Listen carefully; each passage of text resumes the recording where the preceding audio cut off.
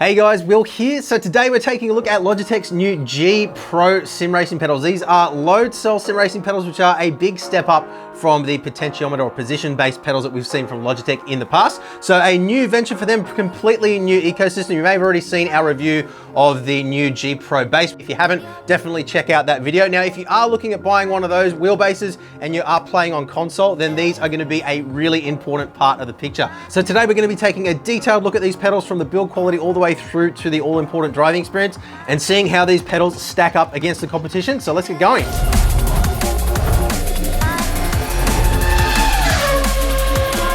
So before we kick off here today, big thank you to Logitech for sending across these pedals for us to check out. They did also send us their wheel and wheelbase as part of this review process as well. Now, we will be doing some direct comparisons today against some other popular pedals on the market. All those products have also been provided to us by their respective manufacturers for review as well. So exactly the same situation with Logitech as it is with the other brands. Now, if you do decide you want to pick up any of the gear that you've seen in today's video, there are some affiliate links down in the description below. Those are a really great way of helping support our work here at Boosted Media at no additional cost to you. So we really do appreciate your support there. But as always is the case here at Boosted Media, absolutely no external editorial control. Everything we're going to be talking about today is purely our own observations and our own opinions and nothing more. So let's get into it. So let's get stuck into this, starting with pricing and compatibility. So pricing wise, you're looking at $349 US, 389 euros, or $599.95 if you're in Australia. So that puts it pretty close to Fanatec's V3 pedals at $399.95 US. It also puts them at a slightly more expensive price point than the Fanatec V2 CSL Elite pedals, which are sitting behind me. We reviewed those just a couple of days ago, and I would definitely recommend checking those out as an alternative as well if you're looking at various different options. Now, compatibility is obviously going to be a really important part of this picture as well. So the pedals do have a USB connection that can connect in directly to your PC. If you are playing on a PC, shows up in the Logitech G Hub software, which we'll look at later on in today's video. You can also connect them directly to the G Pro wheelbase sitting behind me. There's a USB interface with a proprietary protocol on the back of that. And again, we showed that in the review of the wheelbase. Now, if you are a console user and you're wanting to use these pedals, just be aware that at the time of release, you will need to have the G Pro wheelbase as well to make these work. Now, they tell me that they will be releasing some kind of an adapter or some kind of dongle to allow you to use these pedals with some of their other wheelbases later on down the track, but we unfortunately don't have any further information on that at this point in time. I did press on Logitech very hard because I know that's going to be a really important determining factor on whether or not you're considering these pedals, but just wasn't able to get any more information. But if you do jump on over to our website, boostedmedia.net, we do have a written article available for these pedals as well, and we will keep that updated with any further information as it comes to light.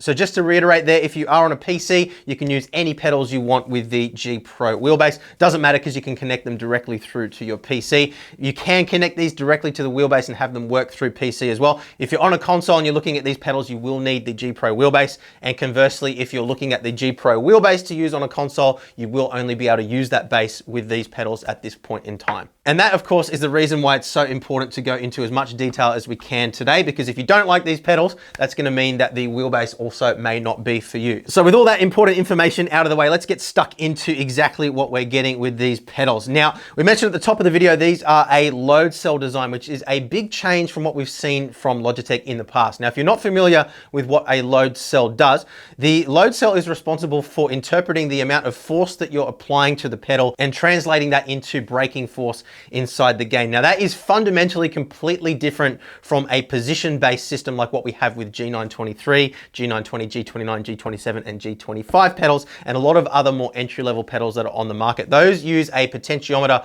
or Hall effect sensor, and what that does is it interprets the physical position of the pedal relative to the base plate. So that position is then translated as braking force inside the game.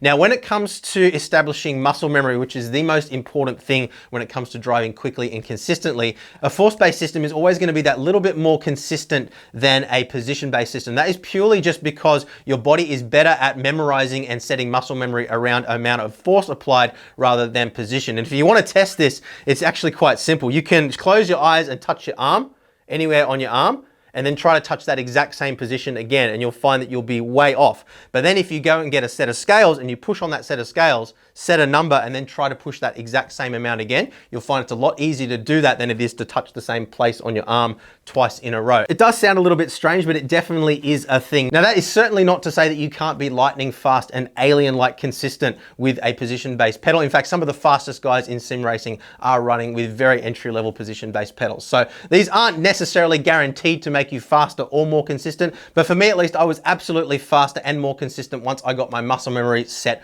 on a set of load cell pedals, and that was coming from a G27, which I was using previously. Now, in the case of the load cell here, I'm sure a lot of people will be wondering what the force rating is on that. Now, force rating doesn't necessarily determine the pedal feel, and that's something that I think confuses a lot of people. This is a 100 kilogram load cell, but the pedals can be adjusted to provide a wide variety, a wide scope between a very soft pedal feel and quite a stiff pedal feel at the upper end of the spectrum. Although I'd be lying if I didn't say I wished it was a little bit stiffer for my personal preference, but we'll cover that in more detail a little bit later on as we get through today's video. So we'll unpack the load cell in more detail as we get on in today's video, but I want to quickly jump onto the throttle and the clutch pedal for now, because there's an important point of difference there as well compared to what we've seen in the past from Logitech. So one of the big complaints with Logitech pedals in the past was that the potentiometers, or the variable resistors that are used to interpret the pedal position, as we mentioned earlier, can fill up with dirt and debris, dead skin cells and nasty things like that over time. And that would generally manifest itself, at least to begin with, as a slightly unreliable signal. You might push the pedal all the way to 100%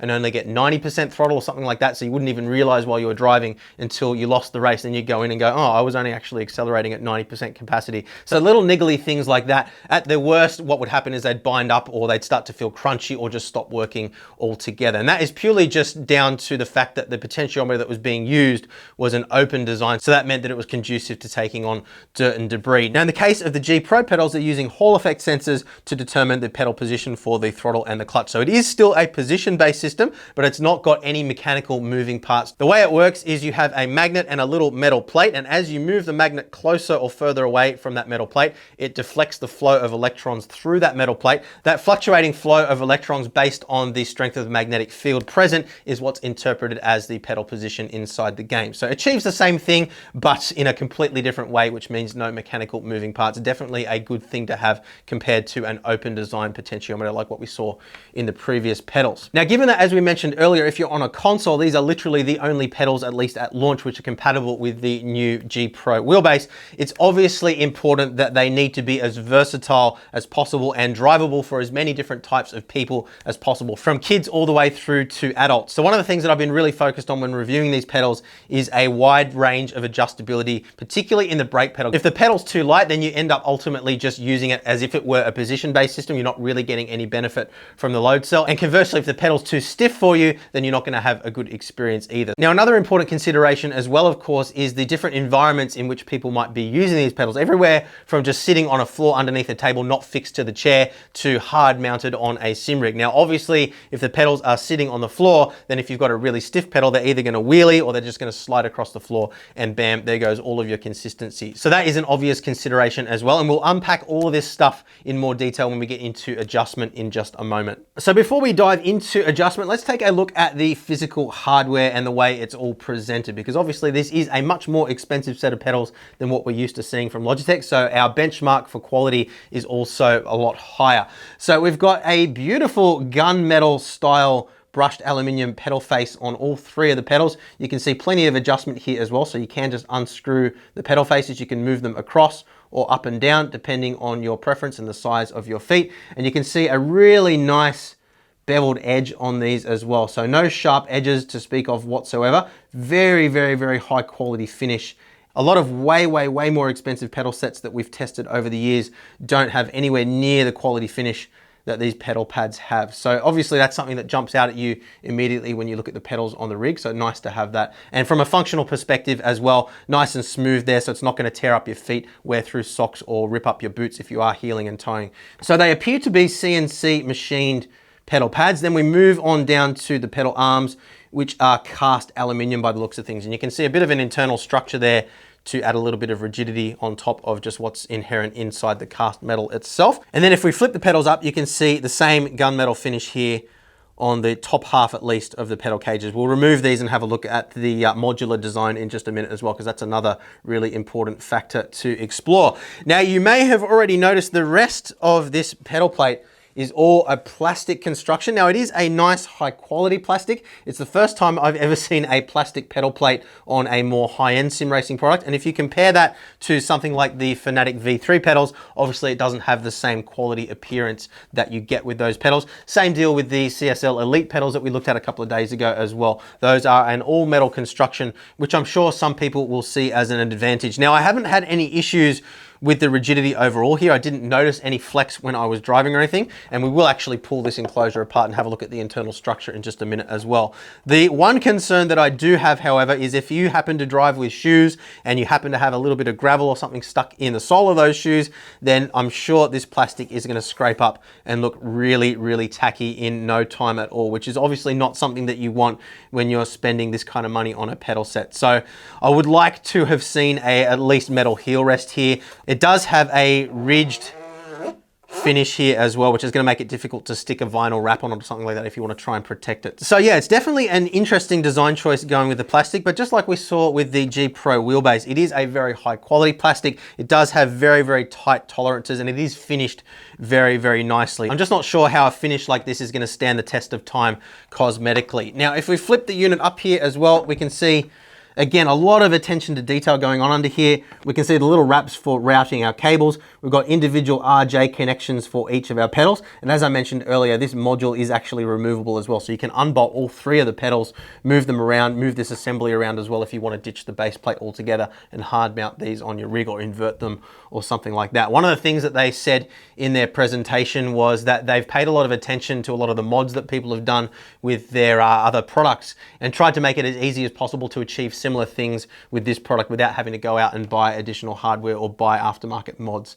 and things like that. So a lot of attention to detail here. Again, you can see there are also measurement marks here for adjusting your pedal spacing as well. So little tiny things like that definitely do make a difference. You can also see the little rubber straps underneath here too. Now, interestingly, one thing I did notice is there isn't a fold-out carpet spike like what we have on their other pedal sets. And given that these are a lot stiffer than you get with a position-based system like those other pedals, that was an interesting thing. Although I didn't find that at least at this softer pedal settings, it was sliding around on the floor too much. It may just be due to the overall weight and heft of these. But honestly, guys, having said that, although you can use these on carpet, unlike what I said about the CSL Elite V2 pedals just recently, if you're spending this kind of money on a set of pedals, I think you are going to want to have some kind of way of hard mounting them on your rig just to make sure that you are taking full advantage of the full functionality that's available here. There is a lot of precision and feel available in this load cell assembly, and if you've got the pedal set too soft, you're just not going to be able to take advantage of that. So while this is a pedal set that can definitely grow with you, you could buy it, use it on the carpet, and then as you upgrade your rig, this will grow with you. You won't find that you're needing to upgrade pedals at least for a very long time. You definitely aren't going to be getting the full potential out of these pedals if you're using them on carpet. So just be mindful of that. Unlike with the wheelbase, which we actually found worked just fine with the table clamp as long as you had a nice sturdy table, your pedals not moving around underneath you when you're trying to brake is so fundamentally important to driving quickly and consistently that you definitely need to consider that. Now, you don't necessarily need to buy a cockpit. Something like a plank of wood that you can bolt these to and also bolt your chair to will do just fine as well. But you just don't want to have the pedals moving independently of your seating position, because that is going to absolutely throw your muscle memory out the door. So let's move on now and talk about adjustability, starting with the throttle and the clutch pedal. So I'm going to spin these guys around now and let's take a look at what we have around the back here. So all three of these pedals are adjustable without the need for any tools, which is absolutely fantastic. And you can genuinely quickly change these out before a race if you wanted to jump into a different car. Unlike a lot of other pedal sets that are on the market where you're going to have to rummage around to find a spanner or an Allen key or something like that to make any adjustments, just makes it too impractical to do at the drop of a hat. So I do really like that about these pedals. Now, changing out the springs for the throttle and the clutch is as simple as just pulling on the back and popping it out. And you can see there's a little groove there which coincides with a steel bolt which runs through the center. And then literally all you have to do, I'm going to turn it on its side so you can see a little bit better.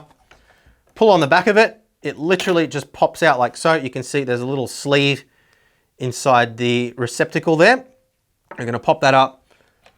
The spring literally comes off, and then inside the package included with the pedals is an assortment of different spring types here. And those range between 3.9 kilograms of force and 11.4 kilograms of force. Now, we'll go into this in more detail when we're up and driving in just a minute, but I did find that the strongest spring at 11.4 kilograms was a little bit too stiff for me. I found that I just couldn't modulate my throttle inputs with a lot of finesse. The weaker spring was actually a little bit too weak for me. So somewhere in the middle, and the default spring that came pre-installed was actually the right one for me. So we're gonna pop that guy on again now. You can see it just slots into the spring perch on one side. The receptacle slides on, and then we literally just pinch the back and slot it back on, and we're good to go. Exactly the same deal again with the clutch. So we just pull on it, pop it out, and this uses the exact same springs as we have available for the throttle. So obviously if you like the same tension on both pedals, you're out of luck. But for me, the default spring was absolutely fine on the clutch. Now, there isn't any sort of two-stage feeling on the clutch pedal like what you get with the Fanatec V3s, for example. Personally, I don't really miss that. I find that the nice progressive feeling of the pedal underneath my foot is absolutely fine. But again, it's going to be a very subjective thing there. I'm not really fussy when it comes to clutch or throttle pedals, to be honest with you guys. What I generally look for is smooth operation with not too much noise at either end. And you can see here, nice quiet bump stop. A little bit louder there, but we are on a big echoey table here.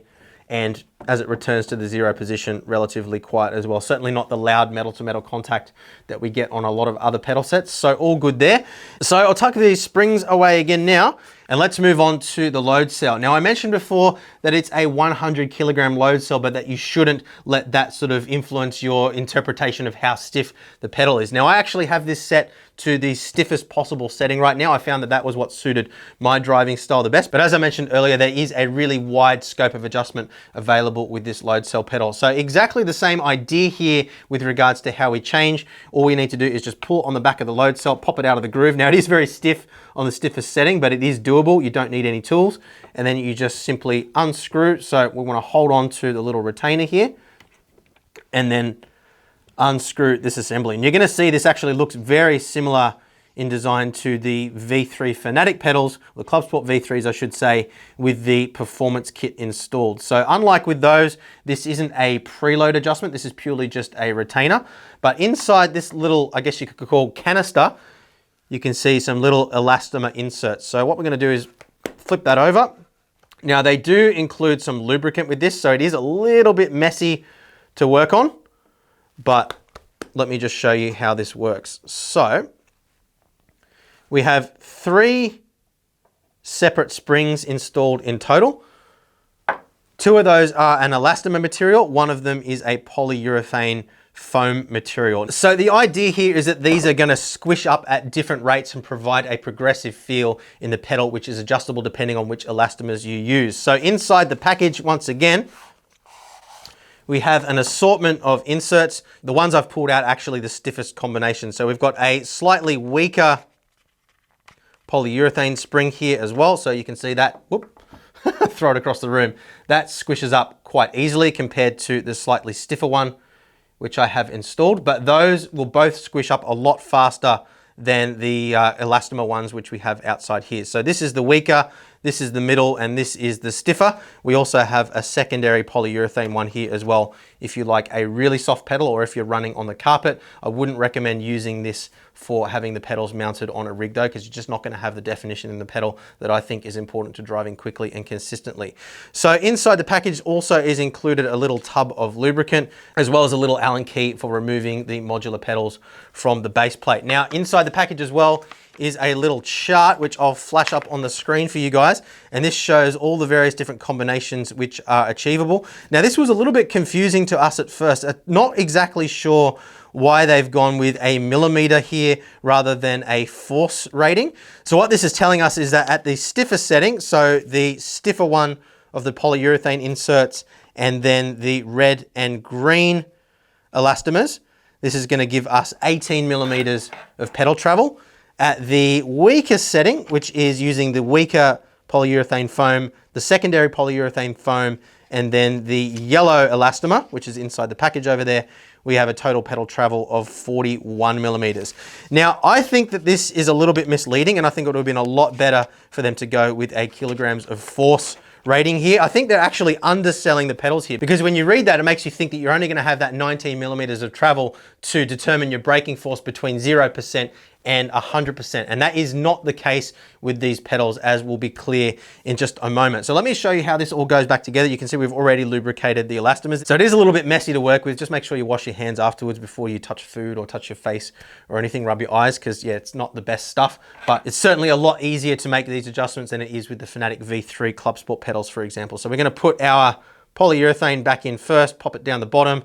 We're gonna put our green spring in and our red spring in. And again, this is purely subjective. You can choose whatever combination you want. That's just the one that happened to suit me best.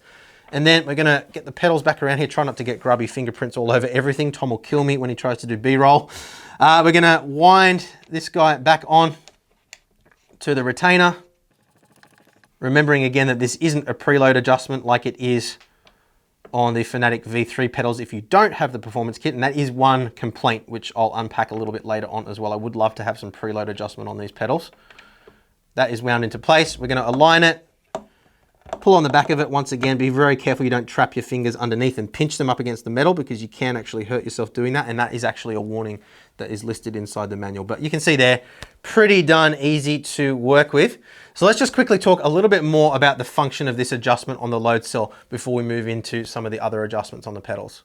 Okay, so I wanted to circle back to the travel on the pedal again here. Remember we talked just before about that 19 millimeters up to, I think it was 41 millimeters of travel, depending on the adjustment. Now, the thing that I want to make absolutely clear here is if you're talking about the context of a position-based system, once you max out that 19 or 41 millimeters of travel, whatever it might be, then that would be completely the end of the travel. There's no more scope of movement there. There's no more scope of measurement, and you are maxed out at 100% braking force. Now, with a load cell brake like this one, that is not the case. And that is where the fundamental difference between a force-based or pressure-based system and a position-based system comes into play. So let me explain this so it's 100% clear. So if I push this pedal down to the maximum amount of travel that's available with my hand here, now obviously it can go a little bit further than this, but you can imagine with a position-based system, that would be 0%, and that would be 100%. Now with the load cell, because we're not maxing out the maximum capacity of the load cell at 100 kilos, what we're able to do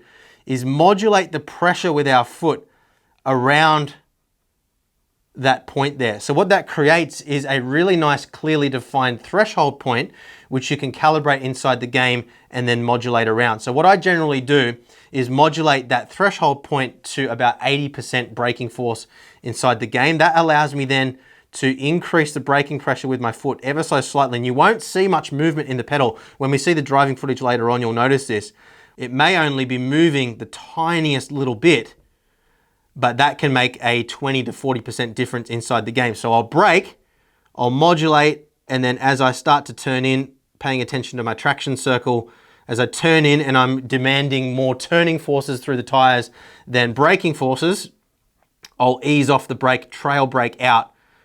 And it may only be the tiniest little bit of movement on the pedal, but it makes all the difference. And that is the fundamental difference in precision that you get with a force-based system like you have with a load cell, or a pressure-based system like you'd have with hydraulic pedals, compared to a position-based system where it's purely just, if you're at 100%, that's 100%. If you're at 0%, that's 0%. And that is all you can do there. So hopefully that makes sense. If you want me to unpack that more, let me know in the comments, and I'm happy to do a standalone video where we can explore that in more detail. So what you'll find once you've got your muscle memory dialed in with these load cell pedals is that regardless of how hard or how soft you have the pedals set up, most of your braking is actually going to take place around the point of maximum travel here physically, and most of the uptake in the pedal, so most of that actual movement, is purely just in getting up to that point. So it might be simulating the uptake between the pad and the rotor, for example, depending on how you have it set up. If you've got it super soft, then it's going to be more like that initial stage of braking before you reach 100%. But I would definitely recommend play around with the settings. Don't just fall into the trap of trying to set these up to feel like the pedals that you used to. If you set them up properly, you are going to probably be slower, at least initially, than what you were with your old pedals, but it definitely does take the time to learn, set that muscle memory properly, and really take full advantage of the precision that's provided with the load cell. And that goes for any load cell pedals if you're upgrading from a position-based system. So what I'm gonna do now is undo the bolts on the bottom here, take a look at how the modular design works. We're also gonna open up the base plate here as well and just have a look at the internal structure of that, because I am still a little bit intrigued by the external plastic appearance, and I kind of want to see what's inside. And I figure if I do, you guys probably do as well. So let's do that. Okay, so we've successfully and painlessly removed the 3 individual pedals from the base plate, as well as the little control module here. So it was literally just 2 M6 bolts for each pedal, as you saw on the underside. One little detail I did notice is there's a steel as well as a carbon washer on each one of those bolts. If you are wondering, there 100mm spacing between those as well. So if you're wanting to mount these directly onto your rig, then you can do so. Just keep in mind that these are threaded on the enclosures themselves. So if you're wanting to mount them into T-nuts, it's going to be a little bit tricky. You're going to need some sort of rig that you can actually get in from the underside to mount these to. So it would have been good to have the option or provision to have some sort of a mounting hole rather than a threaded hole, but you could of course drill these out, although it will be difficult to get in from the top and bolt down from the top side to the bottom side. So certainly not the most versatile pedals that I've seen with regards to mounting options if you do separate them from the base plate. But if you are using them in conjunction with the base plate, you can see it quite simply just slots in here. And if we flip around on the back here, you can see up to 24 centimeters or 240mm of side-to-side movement. Obviously, it's going to depend on which pedals you have mounted. But you can imagine if you just want to have the throttle on one side and the brake on the other and remove the clutch entirely, you can do so. Plenty of versatility available there. And as I mentioned before, the little module removes as well. So if you do want to mount this somewhere else on your rig and do away with the base plate entirely, then you can do so. Now, one interesting thing that I notice here when I'm holding the base plate on its own is that there is actually quite a bit of weight to that. So obviously it's got some sort of metal structure beneath the plastic. So let's pop the cover off this now and see exactly what we have inside. All right, so we're going to do this live here. I've managed to release all the little plastic snaps around here, unlike I was able to do with the base the other day when we reviewed that. But I will actually reattempt that once we've filmed a bit more footage with it. I just didn't want to risk breaking it. But this I was a little bit less precious of. And as suspected, as we pop off the cover here, we do have a, I assume steel, we'll use a magnet here. Yep, steel plate that runs throughout the entire structure where the pedals are actually mounting to. So when you're mounting the pedals to the plate, you are actually bolting them into a steel plate. Let me just quickly check the thickness of that for you guys as well. I measure that thickness at 2.5mm, which appears to be thick enough. I didn't notice any excessive flex or anything like that when we were driving, and you'll see later on in the rig when we've got it all mounted just how much flex there is for yourself. So you don't need me to tell you, but I mean, you know, I can bend it if I do that, but when it's mounted on a hard surface, shouldn't cause too many issues for anybody. So I'm gonna get this reassembled now. Hopefully those plastic clips go back together the same way that they came apart, but I'm gonna get it all mounted back together, get it mounted up on the rig as well. While I'm doing that is a great time to hit that like button if you're enjoying the video so far. And while you're down there as well, check out the links to some of our other pedal reviews in the description. Those will form a good base point for the remainder of today's video. So let's move on. Okay, so the software for these pedals is pretty straightforward. It uses the same Logitech G Hub software as you would have seen for the G Pro wheelbase and any other Logitech G series products from the last couple of years. So you can see the software here. I've got my G903 mouse, my PowerPlay mat mic, keyboard, the pedals and the wheelbase. Now, if you have the pedals connected directly to the wheelbase, they won't show up as a separate item here, but the configuration options are exactly the same regardless. So it doesn't really matter. The only difference being that if you have them connected via USB, then you don't see the clutch, brake and gas pedals showing up in the graphs on the little OLED display on the wheelbase like you would otherwise if they're connected through the base. But let's click in now and go in and have a look at the settings. There's really not a whole lot to this, but there is a couple of important things to understand. So we've got a nice little graphical representation on the right-hand side there showing our various different inputs for each one of the pedals. We've got a sensitivity adjustment for each one of the 3 as well. And that is essentially adjusting the linearity within the scope of measurement for each of the pedals. So if we look at the accelerator, for example, you can see here at the moment, it's a nice linear input. As I put my foot down, the physical movement or deflection of the pedal correlates 1-to-1 with the graph. If I wind that sensitivity all the way down, you can see I have to push it down a lot further to get up to the higher levels, but then once I get up to the top, it becomes super sensitive, so a non-linear response. And conversely, if I go the other way, super sensitive at the start and then tapers off at the end. So if you're driving a really underpowered car, like an MX-5, for example, you may want to have a slightly more sensitive throttle Otherwise, if you're driving a really high-powered rear-wheel drive car without traction control, for example, you might want to go the other way so you're not spinning out on corner exit every single time. But you can fine-tune this to your own personal preference. With the clutch, you can adjust the sensitivity around the friction point for the car that you're driving. So say, for example, we're driving a car that has a friction point at around 70%. What we would do is increase that sensitivity so that the beginning portion here, where it's not really important, goes quickly, and then you've got a larger range of movement to modulate around that last 20% or so. So you can see there, if I'm releasing the clutch, anywhere kind of within that range is going to get me roughly where I want to be. Whereas if I were to go to 1-to-1, then that same amount of movement on the pedal is giving me a much wider range. So you can see how that would be useful for getting a more accurate launch inside your car. Now we need to talk about this brake force adjustment. Now 30 kilograms of force is the amount of force that I would recommend if you're using these pedals on the floor, simply because if you're applying any more force than that, the pedals are going to start to slide around or lift up and you're not going to have a good experience. If you've got these hard mounted on the floor to a chair or some sort of a sim rig, some sort of cockpit, then you are absolutely good to go at higher levels than that. So at 30 kilograms of force, you can see it kind of operates like a position-based pedal. You can see that as I push my foot all the way down to what feels like the maximum amount of movement in the pedal, it's getting very close to that 100% point. And you can see if I wind that down to say 1 kilogram, for example, as soon as I touch the pedal at all, it's just jumping straight up. So there's no way you would ever want it anywhere near that sensitive. I can't imagine anybody would really want to go lower than 30 kilograms. So you can imagine at 30 kilos there, you're able to push pretty much to maximum braking force and then modulate around with your braking pressure at that maximum point there, which is exactly what you want to be able to do. But what I would recommend is if you do have the pedals hard mounted, wind this up a little bit more. For me and my leg muscle strength, around about the 65 to 70 kilogram point is right.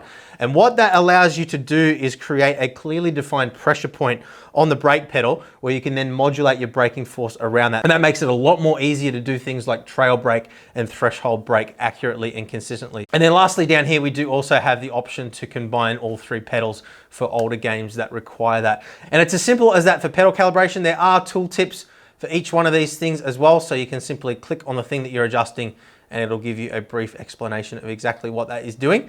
And it is as simple as that. So let's jump in now and do some driving tests. Okay, so we've loaded up iRacing now with the Porsche 911 Cup car around Imola. Now this is a track and car combination that I always like to use for testing pedals.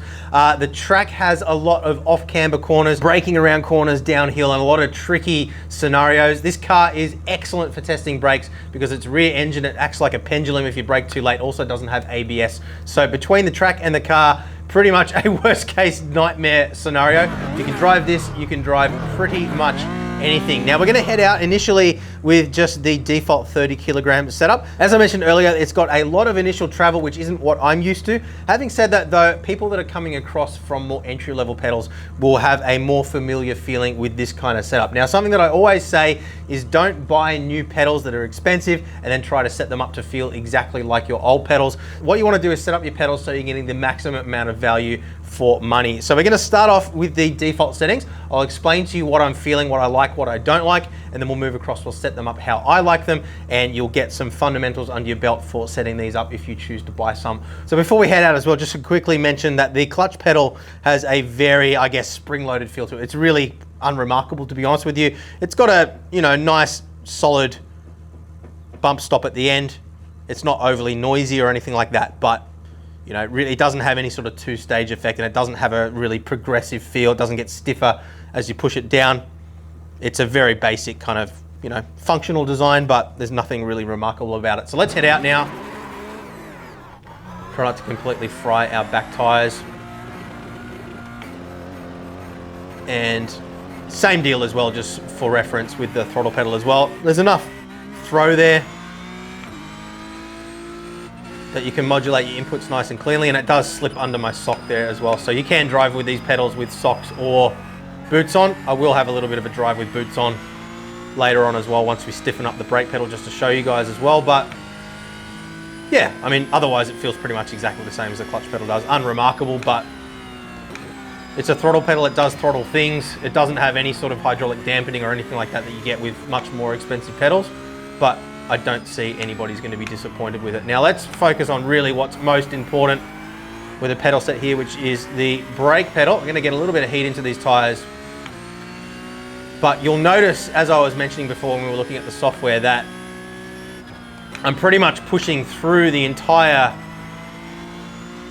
mechanical deflection range of the pedal and all the way up to that bump stop at the end. That's kind of really what's forming my threshold point. And as I said before, like those who are used to driving with more entry-level pedals will be starting off sort of modulating their braking force inside the game around the position of their ankle. Whereas for me, being used to driving with load cell and hydraulic pedals, I'm basing my pressure around that threshold point. So what I want to demonstrate here is that we can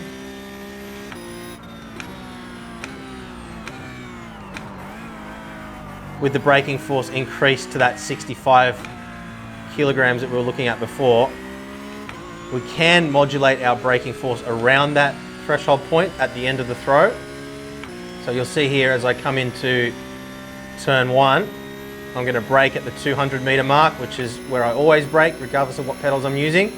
And let's see if we can modulate our input and hit the apex. So maximum force. As I start to turn the car in, I'm easing off, trail braking in. A little bit behind my ghost car, but that's okay. And again, we're going to brake at the 50 meter board. Turn it in, ease off the pressure. Now it doesn't look like I'm doing much with my ankle there, but I'm actually lifting off. I'm not putting as much force into the pedal as I was initially. But you can see from this just how much redundancy there is there in that initial amount of movement. So what I'm going to do now is I'm going to replace the elastomers inside the brake pedal, stiffen it up a whole bunch so that I'm using a lot less throw, but still able to modulate my inputs progressively. And let's see what difference that makes. Okay, so it's been a couple of days now of tweaking, adjusting, and trying all sorts of different settings, experimenting with pretty much every single combination available just to sort of figure out exactly what the influence is on the driving experience and what is going to suit my particular driving style best. Now, obviously, everybody's driving style is a little bit different. So what I want to try and do here is relate what the impact is on the experience overall rather than what suits me personally, because that's what's going to be most important to you guys. Now, I did experiment with all the different throttle springs as well. Found that the stiffest one just meant that I didn't quite have the finesse in my modulation on my throttle pedal that I'm used to having. Some people might prefer that stiffer spring, but for me, the default spring actually felt best. But there was a good amount of variation there. So I'd say regardless of whether you prefer a stiffer spring or a softer spring, they probably have you covered there. Now with the brake, I actually ended up running the stiffest setting available. So the stiffest little PU foam insert and then the 2 stiffer elastomers as well. That gives us a total travel in the pedal of 18 millimeters. And you can see there immediately, there's a lot less travel in the pedal than you guys saw before. The important thing to remember here, and you'll see this when we're driving in just a moment, is that even though I'm reaching maximum pretty easily there, I am still able to modulate that braking force around what looks on camera to be the maximum point. So don't think that once I push to there, that's 100% braking. Once I push to about there, that is about 80% braking pressure inside the game. And you can actually, you'll see, if I get underway here, you can actually see. So as I push to there, it's only gone up to about 80% on that little red bar.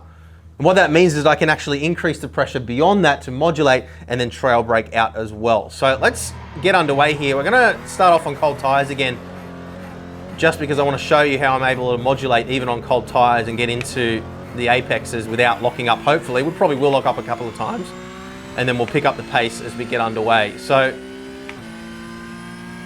brake nice and early. And it looks like I'm pretty much just holding that brake pedal at 100%, but if you have a look at that little red bar, you can see I'm actually modulating the input very slightly as I turn in and then easing off as I really start to turn in, just to maintain the maximum amount of grip. Remembering, of course, that the tires can only provide grip in one direction. So if you're braking, you can't turn. If you're turning, you can't brake. So, I mean, it's obviously it's a linear scale, but that's the idea. You don't want to be overcoming the tire's ability to grip by inputting too much of any one thing. So again, turning in, back on the throttle, and I've got to be careful here to separate what is an objective observation about how the pedals perform versus what I subjectively like in a set of pedals. So subjectively, even at the stiffest setting, that initial uptake in the pedal, so pushing to that 100% point, is weaker than I would like it to be, I'll admit. So again, I like a really stiff pedal, but I'm finding I'm pushing to my 80% threshold point a little bit more easily than I would like. And the pedal, because of that softness, lacks a little bit of definition there. Now, it's not necessarily important. What's important is that you can modulate your braking pressure, as I was describing, around that maximum threshold. And because you have that softer uptake, what it does mean, and this is really important, is that the threshold point is very, very clearly defined. So you can hit it very, very consistently every single time. And for that reason, I would say, even though they don't necessarily feel exactly as I was like, and you can see I was struggling a little bit there, once you get used to it, I think that you could be extremely fast with these pedals just because you can hit that point very consistently. So what I'm going to try and do now is just concentrate a little bit more on my driving and a little bit less on talking, and just let you guys see as I kind of adapt to this pedal again. I have been driving with a different pedal yesterday intentionally, just to sort of see how I would adapt back to this.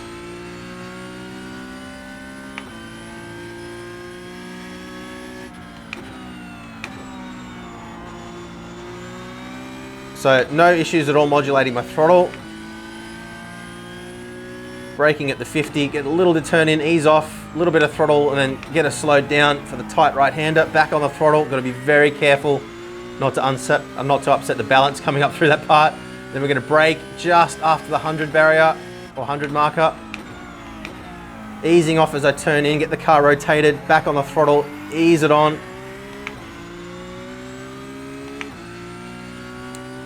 And this is the corner that I generally struggle with not locking up. So we're going to brake on the apex.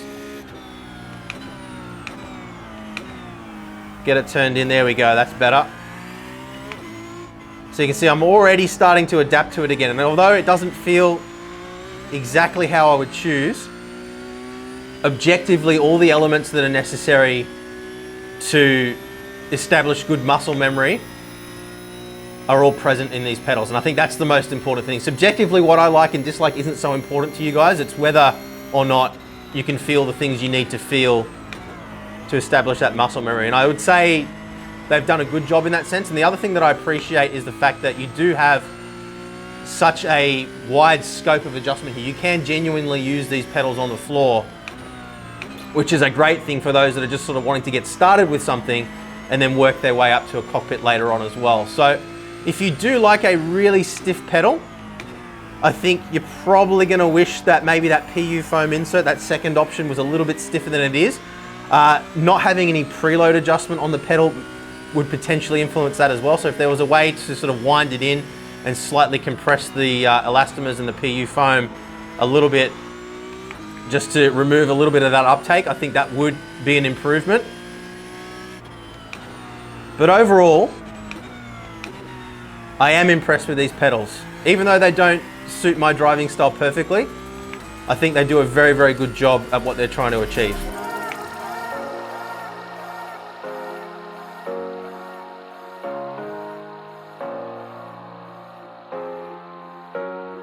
So in summary, guys, I think overall a very well presented product. I think it does a good job of, I guess, creating a driving experience that's going to appeal to a broad spectrum of different people, regardless of their subjective opinions and driving styles. And for that reason, I don't want you guys to focus too heavily on what I said about the pedal feeling a little bit soft to me. Again, I am used to using a very, very stiff pedal with a very short travel. And, you know, while these pedals maybe don't suit my driving style as well as some others that we've tested around this sort of price point, I don't think that necessarily reflects them as a bad product. I think that they've done a very good job overall of the pedals. I'd like to see some sort of option to make that initial uptake even stiffer still. I think that once you reach that threshold point, the stiffness is good and the range of adjustment there is very good, but that initial uptake just doesn't quite have the stiffness that I personally would like. And some sort of a preload adjustment or a stiffer insert there would take care of that pretty easily. And I'm absolutely certain that there'll be some aftermarket mods available for these pedals relatively quickly that would easily and cheaply take care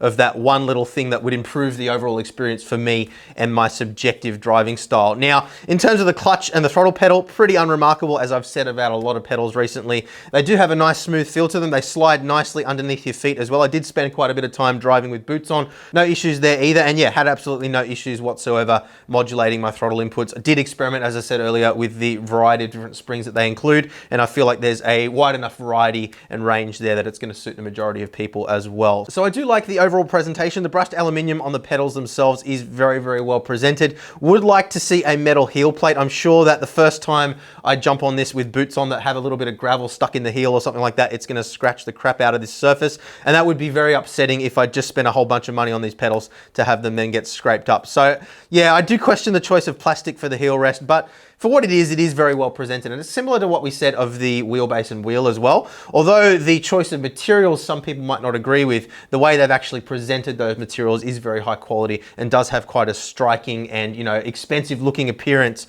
on your rig, which I'm sure a lot of people will appreciate. And definitely a step up from what we've seen from Logitech in the past.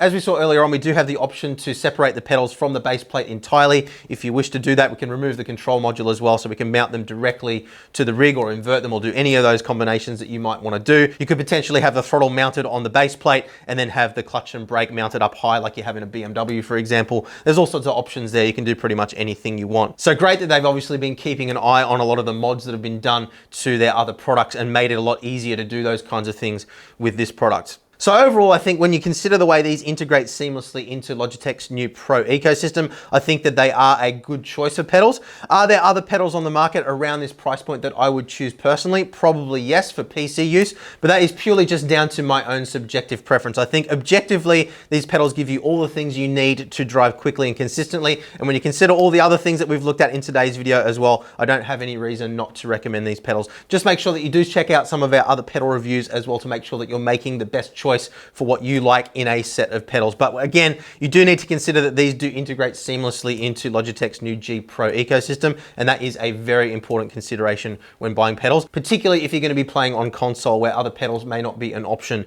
at all. So I think they do a good job. There are a couple of little things that I would like to see improved, but overall I think they provide a very good experience. So I hope that today's review has helped you guys out. Make sure you check out our review of the G Pro wheelbase and wheel as well. And if you do decide you want to pick up any of the gear you've seen or heard about in today's video, check out the links down in the description below. Those are an awesome way of helping support our work here at Boosted Media at no additional cost to you, and we really do appreciate your support there. But above all, once again, thank you very much for watching, guys. Leave a thumbs up if you've enjoyed the video. Make sure you're subbed so you don't miss future content as well. We will be diving deeper into the wheelbase, sharing some of the settings for various different sim titles, experimenting with mods, and really sort of following the development of this ecosystem over time. So great time to get subbed to the channel if you aren't already. Thanks for watching, guys, and we'll see you again soon.